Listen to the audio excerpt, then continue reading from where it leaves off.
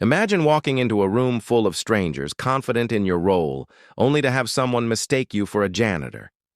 But this wasn't just any janitor. This was a black CEO, dressed in a sharp suit, ready to lead his team. Told to clean the toilet, humiliated in front of his own employees, the disrespect was palpable. The real shock? He didn't react how they expected. Instead, he did something no one saw coming. What would you do in this situation? Would you stay silent or take back control? Keep watching to find out how this incredible story unfolds. John was a man who had worked his entire life to break barriers. A black CEO of a thriving tech company, he had spent years climbing the corporate ladder, proving his worth in a world that often overlooked him. Every day, he donned his crisp suit, stepped into meetings with a confident stride, and commanded respect from his peers. He had fought hard for his position, not just against competitors, but against the biases that had tried to hold him back. His employees saw him as a leader, a visionary. But today was different. As he entered his office building, the usual greetings and nods from colleagues seemed distant. The air felt colder, more distant.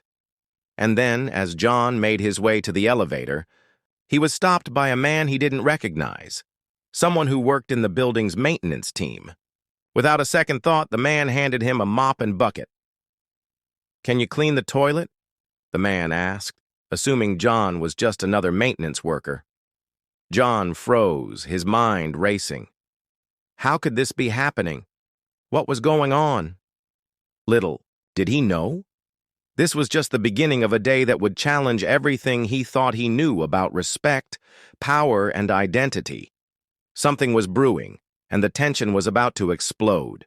John stood there, the mop in his hand, the cold metal of the bucket digging into his fingers. His mind screamed, but his body was frozen in place, unsure how to react.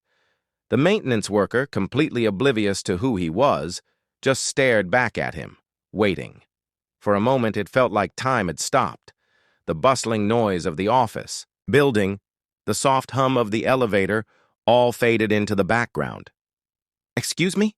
John finally managed to say, his voice tight but his heart was pounding. "I'm not—" Before he could finish, the worker, still with that impassive expression, gestured towards the restroom down the hallway. "It's not hard, man. Just go clean it up, yeah?" John's pulse quickened. Something about the way the worker spoke, so dismissive, so casual, hit him harder than anything. He didn't want to raise his voice. He didn't want to make a scene. But how could he not? He was the CEO. No, he was his CEO. He had earned every inch of this role. And yet here he was, being treated like some invisible janitor. His mind raced, thinking back to the years he spent fighting to get here. His degree, his late nights, the countless rejections, the subtle racial slurs, the stares that made him feel like an outsider in every room. He had spent so long pretending those things didn't bother him, convincing himself that he had risen above it all. But this was the culmination of every stereotype he had faced. He was being reduced to a mere figure in the background, invisible in the very space he had worked so hard to dominate. John turned away, the weight of the mop in his hand unbearable, yet he couldn't seem to drop it. He needed to get to his office, to do something, to say something. But as he turned, his foot caught on a loose floor tile. The bucket tipped over, water spilling onto the polished tiles, creating a small flood at his feet. The worker's expression didn't change. "You're cleaning this up," the worker said flatly. "Better hurry." A mix of anger and humiliation surged within him. The same anger he'd felt for years, the anger that had been building quietly, waiting for an outlet. This wasn't just about him anymore. This was about everything he had endured, everything his people had endured, and it wasn't going to stand.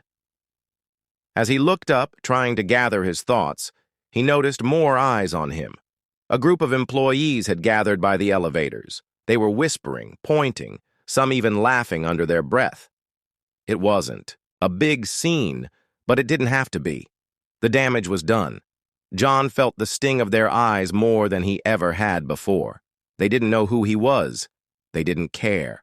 To them, he was just another black man, caught in a moment of public humiliation. John was no longer thinking about the mop. He wasn't thinking about the spilled water. All he could focus on was the cold feeling of being ignored, of being dismissed. The question in his mind wasn't, "Why me?" anymore. It was, how far would they push him before he did something about it? That's when it hit him. The realization that this wasn't just a small incident. This wasn't just a misunderstanding. This was systemic, and he had had enough. The worker turned to walk away, but John's voice stopped him. "I'll clean this up," he said, his tone calm but firm. "But there's something you should know. I'm not your janitor.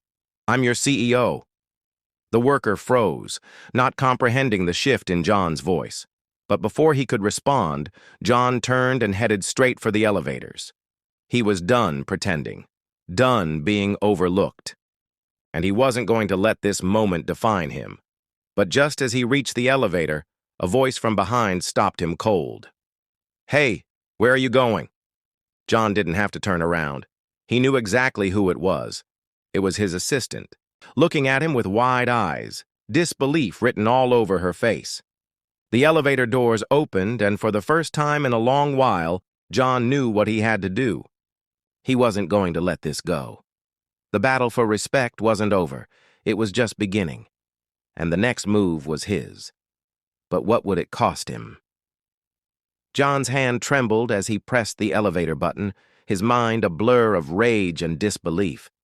He had always known the world wasn't fair, but this blatant disregard for his worth, his identity, was something he hadn't anticipated.